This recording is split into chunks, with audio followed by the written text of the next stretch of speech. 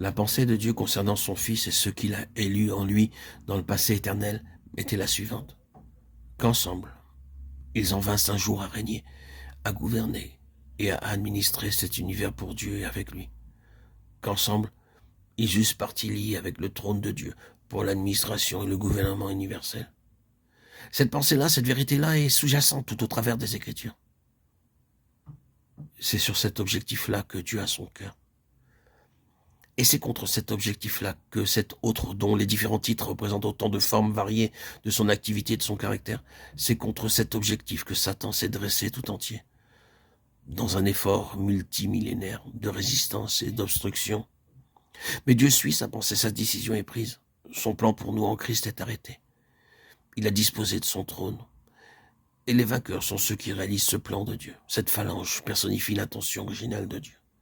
Elle est la sphère en même temps que l'instrument de son succès. Ces rachetés proclament le triomphe de Dieu en ce qui concerne sa pensée de tous les temps. C'est pourquoi réjouissez-vous, cieux, et vous qui habitez dans les cieux, car Dieu a réussi en dépit de tout. Peut-être vous imaginez-vous en présence d'un tel langage que Dieu éprouve de grandes difficultés à réaliser son triomphe. Pas du tout. Si vous voulez trancher ce problème du haut de son infini, il anéantirait d'un souffle tous les obstacles. Mais c'est par l'organe de l'homme qu'il a voulu arriver à ses fins. Par l'homme et pour l'homme. Et cela représente une terrible bataille. Vous voyez maintenant ce que nous avons ici. L'exploit de Dieu, le succès de Dieu en Christ, personnifié par cette phalange particulière et représentative, les vainqueurs. Par rapport à ce facteur central, tout le reste du récit se trouve dans une position de relation. Tout le contenu de ce livre de l'Apocalypse est en rapport d'une sorte ou d'une autre avec cet aboutissement suprême. Le commencement converge et se noue au chapitre 12 et le reste du livre n'est que la résultante, le dénouement de cet événement de premier plan. Peut-être ferons-nous quand même bien de ne pas dissocier les chapitres 12, 13 et 14 qui ont entre eux des rapports si étroits. Mais cette partie du chapitre 12 est en réalité l'axe autour duquel tout le reste gravite. Si de là, vous revenez en arrière pour parcourir le livre dès son début, vous commencez avec Éphèse et voyez le premier amour abandonné. Ce que j'ai contre toi, c'est que tu as abandonné ton premier amour.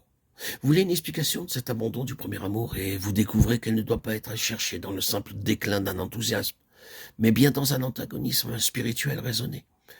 L'ennemi multipliant ses efforts pour tâcher d'éteindre dans le cœur du croyant le feu de l'amour pour Dieu.